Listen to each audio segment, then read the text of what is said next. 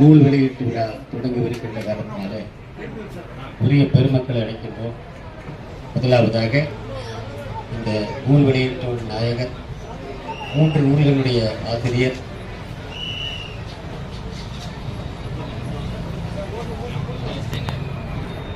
நூல் வெளியீட்டாளர், நம்முடைய தமிழ் வளர்ச்சித்துறையுடைய துணை இயக்குனர் திருமதி வே. ஜோதி அவர்களை நடைபெறுகின்றோம். வாங்க.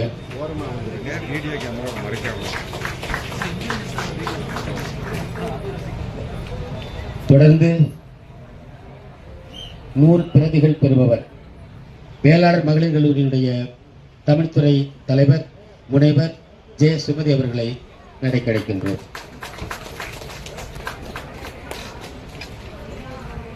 நூல் ஆய்வறை என்ற முறையில் 1 என்ற நூலினுடைய ஆய்வறை செய்வதற்காக வருகின்றிருக்கக்கூடிய பையை பதிப்பகம் தேனி முனைவர் சானா இளங்குமரன் ஐயா அவர்களை அழைக்கின்றோம்.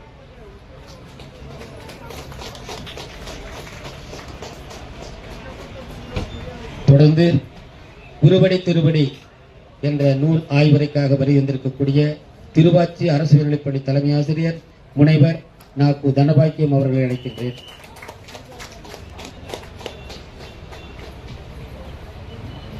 அடுத்து மீராவின் காதல் என்ற நூல் ஆய்வறைக்காக வருகின்றிருக்கக்கூடிய ஈரோடு செங்குந்தர் மேல்நிலைப்பள்ளி தமிழாசிரியர் முனைவர் ஏ. கலைக்கோபன் ஐயா அவர்களை அழைக்கின்றோம்.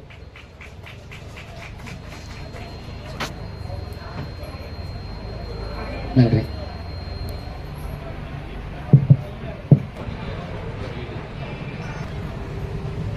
தாமீன் புரிவது உலகின் புறக்கண்டு காமுருவர் கற்றறிந்தார். அருமைசால் நல்ல நாள் என்று சொன்னால் இது நல்ல நாட்களிலே மிக சிறப்பான ஒன்று. சென்னிமலை திருக்குறள் பேரவை மற்றும் தேனி வையை பதிப்பகம் இணைந்து நடத்தக்கூடிய கவிஞர் ச. கந்தசாமி ஐயா அவர்களின் 3 கவிதை நூல்களுடைய வெளியீட்டு விழா தொடங்கவிருக்கின்றது. அதன் பொருட்டு பல்வேறு இடங்களிலிருந்து தமிழ் ஆர்வலர்களாய் கவிதை காவலர்களாய் வந்து அமர்ந்திருக்கக்கூடிய அத்துணை பெருமக்களையும், நூல் வெளியீட்டினுடைய ஆசிரியராக நூலாசிரியராக வந்து அமர்ந்திருக்கக்கூடிய ஈரோடு மாவட்டத்தினுடைய ஆட்சியர் அவர்களையும், பாராட்டுரை வழங்குவதற்காக வாழ்த்துரை வழங்குவதற்காக அமர்ந்திருக்கக்கூடிய மக்கள் சிந்தனை பேரவை தலைவர் தோழர் தா. ஸ்டாலின் குணசேகர் அவர்களையும், அதே போல நூல்களை பெறுகின்ற முறையிலே வந்து அமர்ந்திருக்கக்கூடிய ஈரோடு மாவட்டம் தமிழ் வளர்ச்சித்துறையினுடைய துணை இயக்குனர் திருமதி வே. ஜோதி அம்மையார் அவர்களையும், நூல் பெறுகின்ற முறையிலே ஈரோடு வேளாளர் மகளிர் கல்லூரியுடைய தமிழ்துறை தலைவர் முனைவர் ஜே. சுமதி அவர்களையும், நூல் ஆய்வறைக்காக வந்திருக்கக்கூடிய பெருமக்கள் முனைவர் சானா இளங்குமரன் ஐயா, முனைவர் நாக்கு தனபாக்கியம் அவர்கள், முனைவர் ஏ. கலைக்கோவன் அவர்கள் உள்ளிட்ட அதே போல பார்வையாளர்களாக சுவைஞர்களாக கவிதை தேர் பருகுவதற்காக வந்திருக்கக்கூடிய அத்துணை தமிழ் பெருமக்களையும் அமைப்பின் சார்பில் குழுவின் சார்பில் வருக வருக என வரவேற்று அமர்கின்றேன். நிகழ்ச்சி தொடங்கவிருக்கின்றது. அருகில் இருக்கக்கூடியவர்கள் தயவு செய்து இடத்த ஆட்சித்தலைவர் நூலாசிரியர் அவர்களை அழைக்கின்றேன். வாங்க.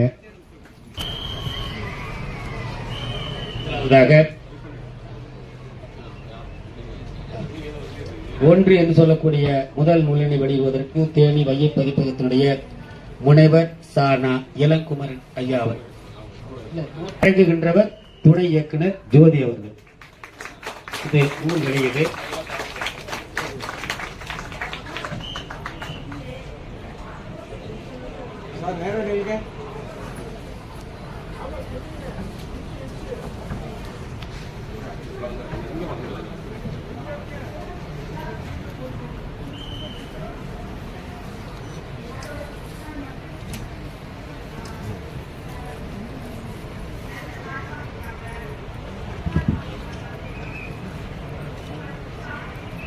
தமிழ் கரங்களால் வெளியிட்டு தமிழ் கரங்களை பெற்றிருக்கக்கூடிய அருமையானதொரு நிகழ்வு. அடுத்ததாக குருவடி திருவடி என்று சொல்லக்கூடிய நூல், இதையும் அம்மையார் அவர்கள் சுமதி அவர்கள் வெளியிடுகிறார்கள், ஜோதி அவர்கள் வெளியிடுகிறார்கள். பெறுகின்றவர் சுமதி அவர்கள்.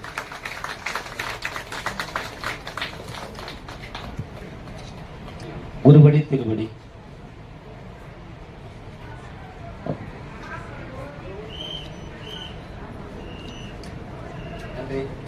மூன்றாவதாக மீராவின் காதல் என்று சொல்லக்கூடிய நூல், வழக்கம் போல இயக்குனர் அவர்கள் வெளியிடுகின்றார்கள், சுமதி அவர்கள் பெறுகின்றார்கள்.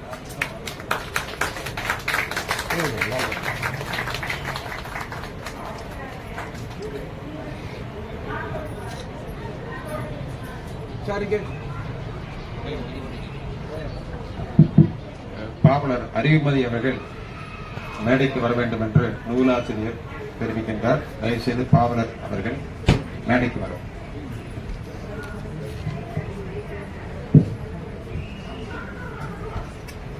பெருந்துறை மருத்துவக் கல்லூரி டீன் பேராசிரியர் டாக்டர் ரவிக்குமார் அவர்களை மேடைக்கு வர.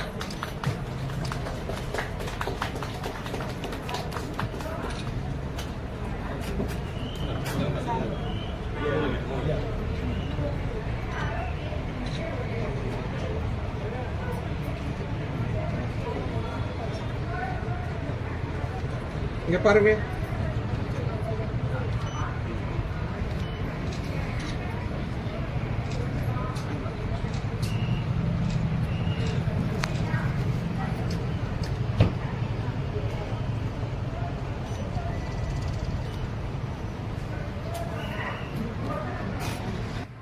ஒரு பகுதி முடிவுற்ற நிலையிலே நூல் வெளியீடு என்று சொல்லக்கூடியது இப்போ முறையாக நிகழ்ந்து முடிந்தது. இது நம்முடைய வழக்கில் சொல்றது எப்படின்னு கேட்டா, பெற்றெடுத்த தாய் இப்போ அவங்க கொடுத்துட்டாங்க, அங்க இருக்கக்கூடிய செவிலி இருப்பாங்க இல்லையா, அவங்க தான் அந்த குழந்தை எல்லாத்தையும் காட்டுவாங்க. அது மாதிரி இப்போ காட்டி இருக்கிறாங்க. அந்த குழந்தையினுடைய சிறப்புகள் எல்லாம் மீண்டும் சொல்லுவாங்க. நூல் ஆய்வுரை என்ற முறையிலே ஒன்று, தமிழ்ல அந்த 3 எழுத்து இருக்கு பாருங்க, நான் எழுத்துக்காச்சு. ஒன்று என்பது மிக அருமையான சொல்லுங்க. எதையும் தொடங்குவதற்கு என்ன தேவைன்னு சொன்னா ஒன்றுதான் தேவை. சுழியம் சொல்லுவோம், ஒன்றை விட சிறியது. அந்த சுழியம் மட்டும் இருந்ததுன்னா பொருள் உண்டானா இல்ல. அந்த சுழியத்திற்கு பக்கத்துல ஏதேனும், அதுல என்ன, இடது பக்கத்துல போட்டா அந்த சுழியத்தினுடைய மதிப்பு அதிகமாகும். இடது பக்கம் 1 போட்டா 10, 5 போட்டா 50, வலது பக்கம் போட்டீங்கன்னா அது ஒண்ணும் இல்லை. ஆனால் இந்த ஒன்று என்பது நன்று என்ற முறையிலே ஐயா அவங்க படைச்சிருக்கிறாங்க. அதை பற்றி நம்முடைய இந்த நிகழ்ச்சியினை மிக சிறப்பாக நடத்துவதற்கு பேருதவி புரியக்கூடிய தேனி பையை பதிப்பகம் முனைவர் சானா இளங்குமரன் ஐயா அவர்களை அன்போடு வேண்டும்.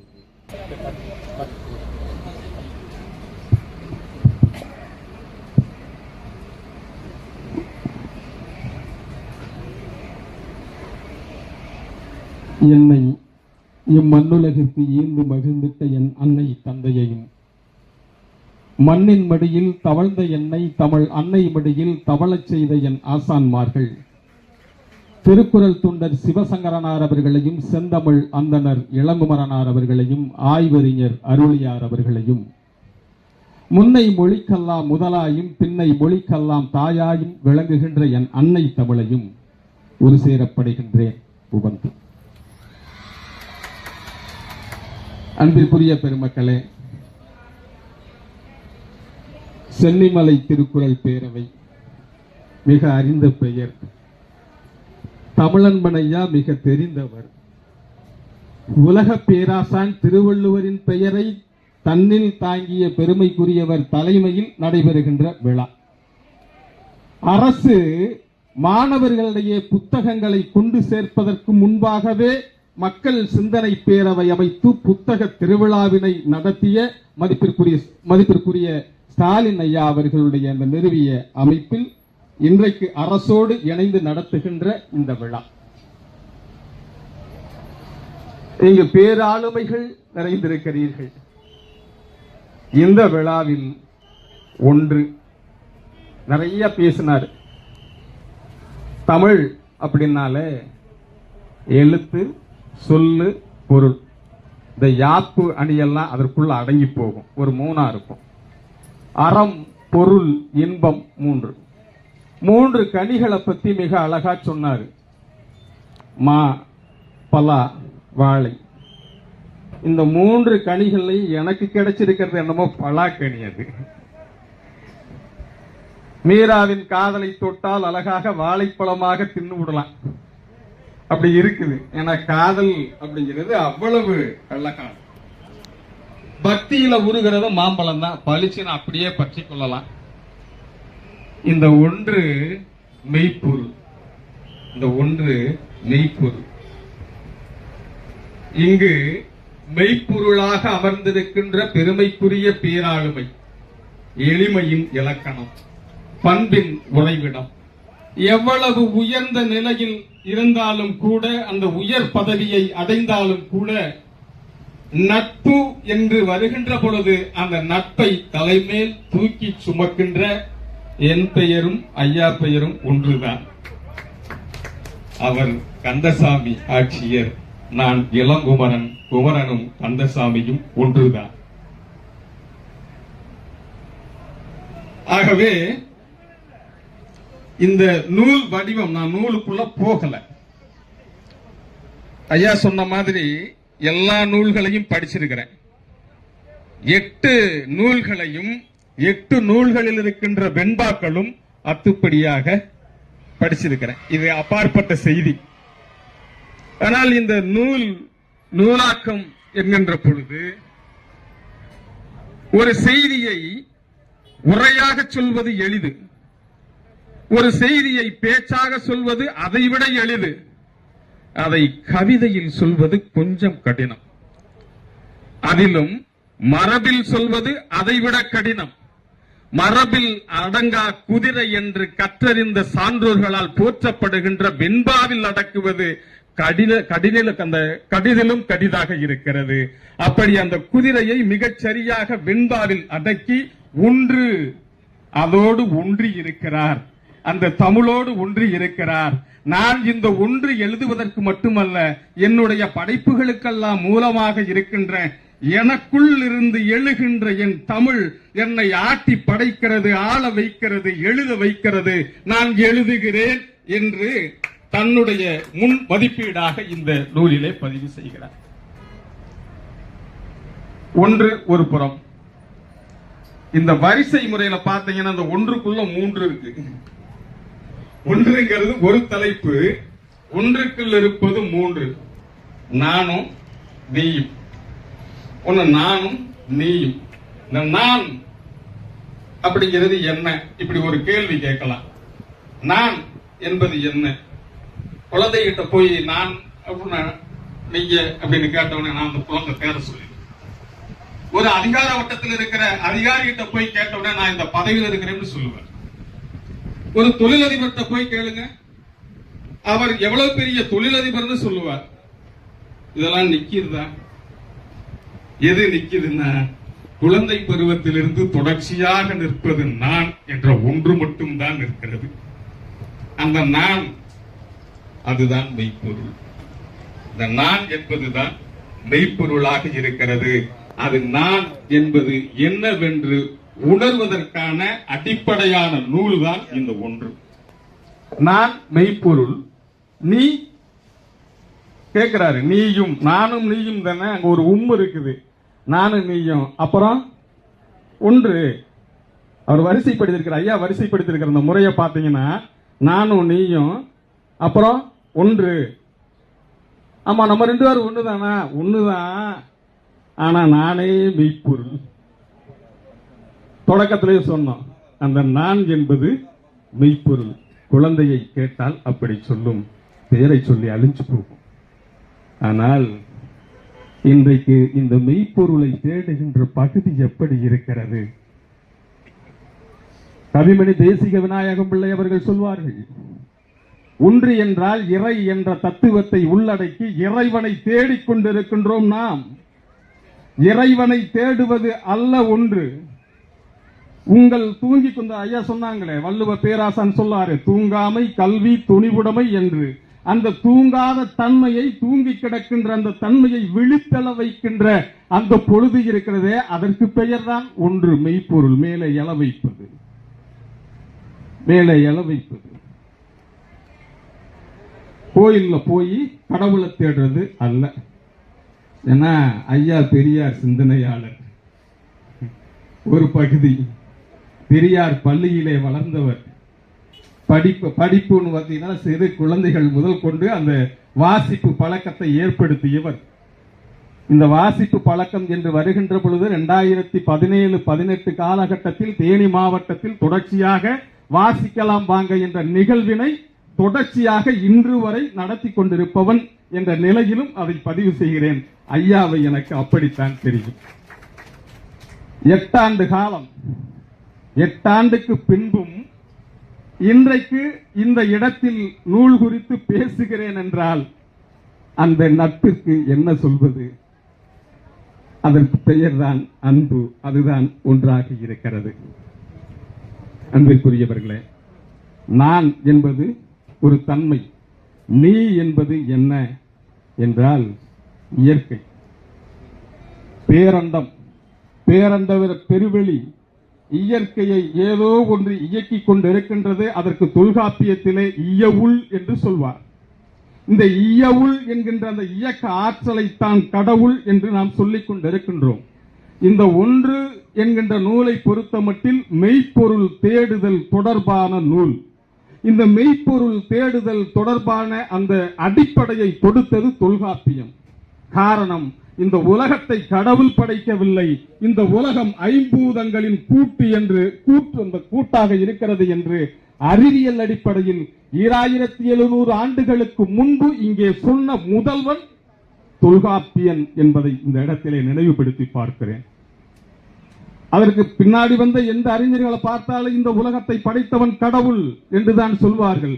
ஆனால் உலகத்தை படைத்தது இயற்கை என்று சொன்னவன் தொல்காப்பியன். அந்த இயற்கை, நான் என்கின்ற இந்த தன்மை, இயல்பாக இயங்கிக் கொண்டிருக்கின்ற அந்த இயற்கை, இயற்கை இல்லை என்றால் நாம் இல்லை. ஐம்பூதங்களின் கூட்டுதான் இந்த உடல். நூலை பொறுத்தமட்டில் மீண்டும் பார்க்கிறேன், இது தொல்காப்பிய வடிவில் பார்த்தால் அதனுடைய தொடர்ச்சி, சித்தர்கள் வழியில் பார்த்தால் அதனுடைய எச்சம் இந்த நூல். இந்த உடல் ஐம்பூதங்களால் ஆனது. ஐம்பூதங்கள் என்பதுதான் மெய். இந்த உடலுக்கு மெய் என்று பெயர் இருக்கிறது. மெய்யை எங்கே தேட வேண்டும், மெய்ப்பொருளை எங்கே தேட வேண்டும் என்றால் மெய்யில் தேட வேண்டுமே தவிர ஓடி போய் தேடக்கூடாது. நான் கவிமணி தேசிக விநாயகம் பிள்ளையை பற்றி சொன்னேன். அவர் சொன்னார், கோயில் முழுதும் கண்டேன், உயர் கோபுரம் ஏறி கண்டேன், தேவாதி தேவனை யான் தேடியும் கண்டிலனே என்று சொன்னார். கோயில்ல பார்த்தேன், கோபுரத்துல பார்த்தேன், கிடையாது. தெப்ப குளம் கண்டேன், தேரோடும் வீதி கண்டேன், எய்ப்பில் வைப்பானை தோழி இங்கும் அங்கும் கண்டிலனேன்னு சொன்னார். அந்த பாடல்ல நிறைவாக வருகின்ற பொழுது அவன் உள்ளத்தில் இருக்கின்றான் சொல்லுவார். உள்ளத்தில் இருக்கின்றான், உள்ளத்தில் இருப்பவனை நீ உணர்ந்து கொண்டால் கோயில் உள்ளேயும் காண்பாயடி என்பது கவிமணி தேசிக விநாயகம் பிள்ளை அவர்களுடைய கூற்றாக இருக்கிறது. எனவே இறை தேடலை, மெய்ப்பொருள் தேடலை உங்களுக்குள் தேடுங்கள். அப்படி நமக்குள் அந்த பேராற்றலை உணர்வது எதற்கு என்றால் எதிர்கால தலைமுறைக்கு வைப்பாக அவர்களுக்கான விழிப்புணர்வை ஏற்படுத்துவதற்கான தொடர் சிந்தனைகளை கொடுப்பது என்ற அடிப்படையில் மெய்ப்பொருளாக நின்று இந்த நூலை ஒன்று என்கின்ற வகையில் படைத்திருக்கிறார். இது 3. ஒன்று, இந்த இயற்கை தத்துவம் இருக்கிறது. இயற்கையும் மெய்யும் ஒன்று, ஐம்பூதங்களின் கூட்டுத்தான் உடல். இதை இப்படி பார்க்கலாம். எத்தனையோ உயிர்கள், உயிர்களுக்கு பிறப்பும் இறப்பும் உண்டு. பிறந்த உயிர்கள் ஒவ்வொன்றும் மண்ணிலே போட்டு புதைத்த காலம். இன்னைக்கு போறோம், மின்சார அந்த எரியூட்டு மேடையில கொண்டு போய் எரிச்சிட்டு வந்துடுறோம், அது வேற. ஆனால் இந்த உடலை தொடர்ச்சியாக எத்தனையோ உடல்களை ஒரே இடத்தில் புதைத்திருக்கின்றோமே, கல்லை தொடர்ச்சியாக எடுத்து போட்டால் மேடாக வருகிறது, உடலை புதைக்க புதைக்க அது குழியாகவே செல்கிறது, எந்த இடத்திலும் மேடு இல்லை, ஏன்? இப்படி கேட்டா அதுதான் ஐம்பூதங்களின் கூட்டாக இருக்கின்ற இந்த மெய், இது தன்னை கலட்டி கொண்டு மீண்டும் பூதங்களோடு கலந்து விடுகிறது, அவ்வளவுதான். பலாப்பழத்தை இப்படித்தான் கொடுக்க வேண்டியது இருக்குது, அப்படி கலட்டிக்கணும். இதுல மெய் என்றால் உடல் என்று பொருள், உண்மை என்று பொருள். இன்னொன்று இருக்கு, மெய் என்றால் மேன்மை என்று பொருள், மேல் என்று பொருள்.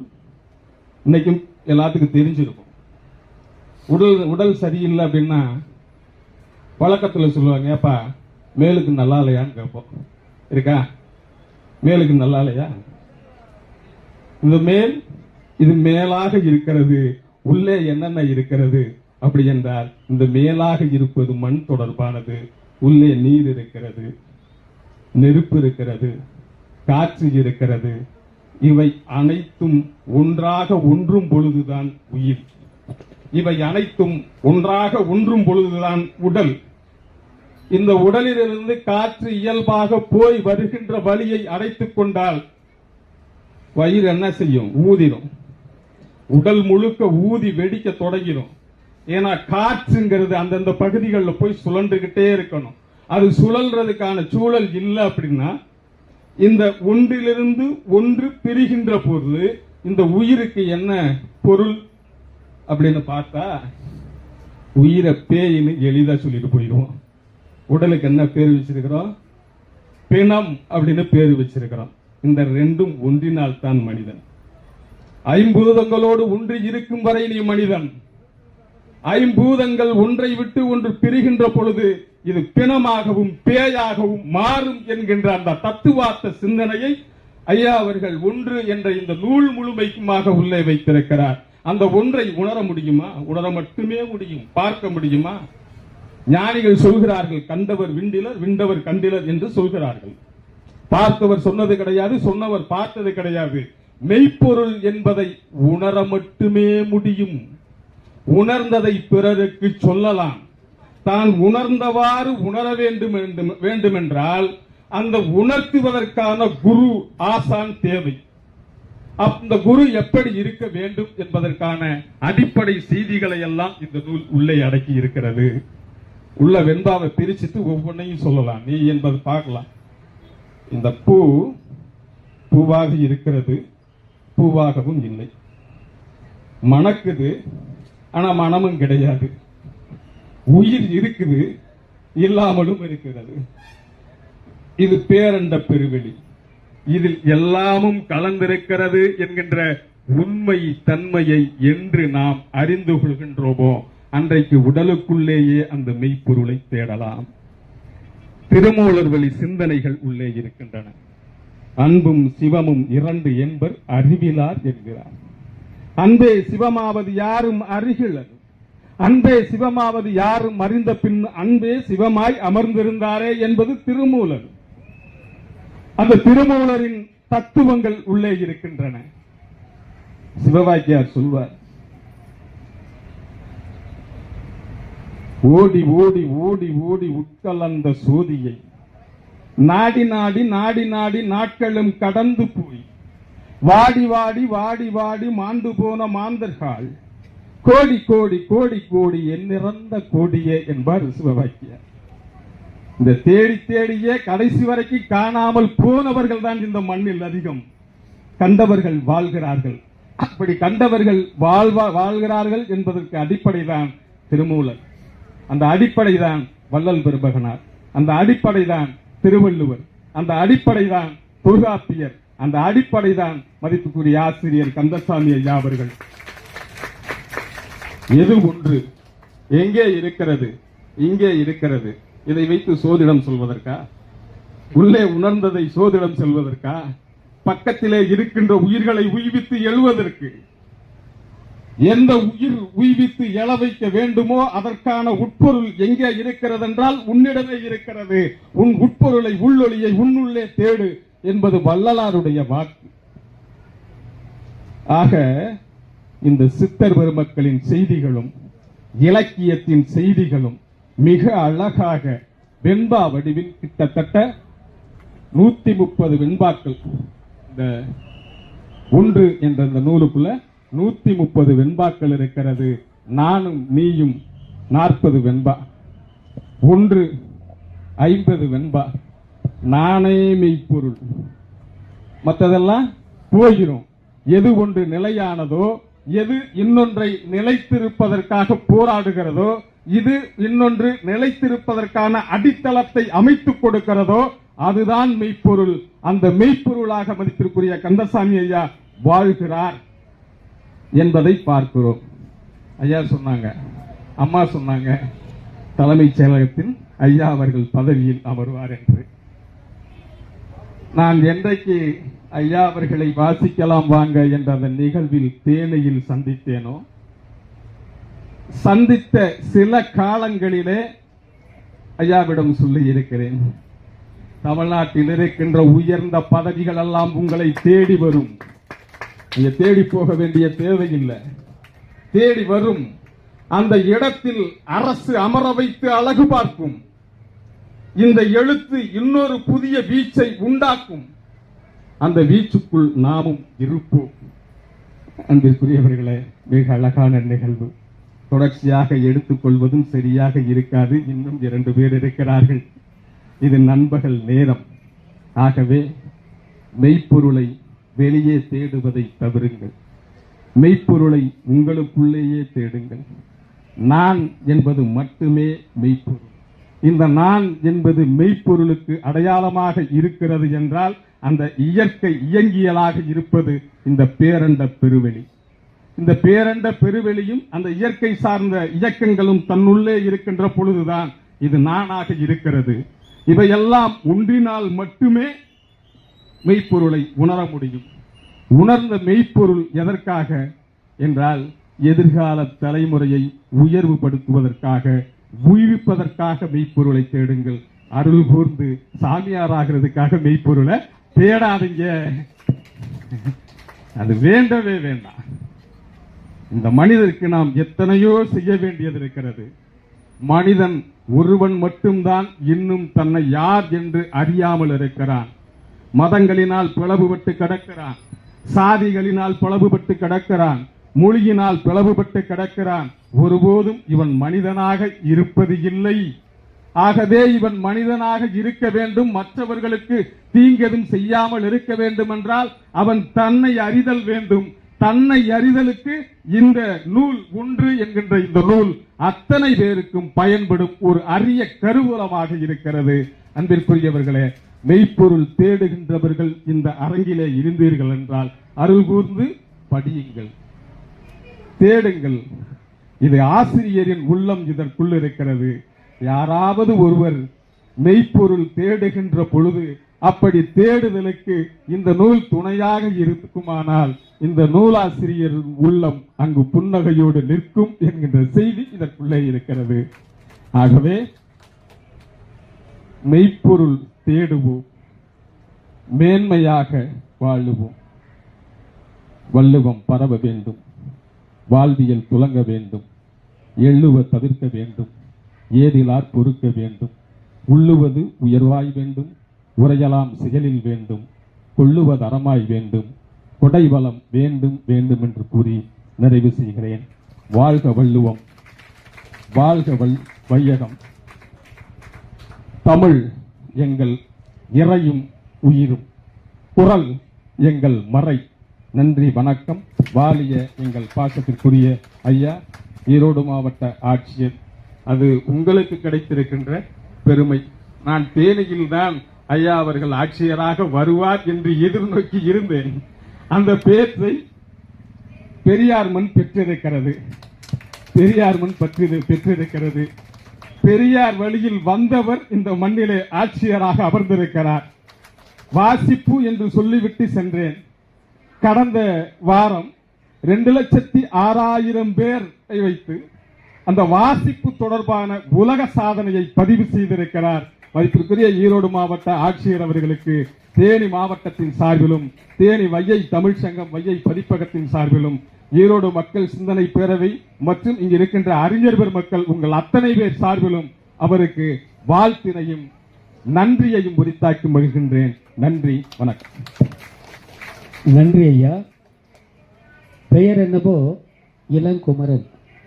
ஆனால் முதிர்ந்த சொற்கள் அத்தனையும் முத்தாக முதிர்ந்த சொற்கள் அத்தனையும் தந்த குமரனார் அவர்களுக்கு சென்னிமலை குமரன் எல்லா திருவருளையும் தர வேண்டும் என சொல்லி அவரது வாழ்த்து நாம் சொல்வதற்கு முன்னதாகவே இருந்தது என்ற அளவிலே அதையும் சேர்த்து நான் தான் முதலில் என்று கருதினேன்.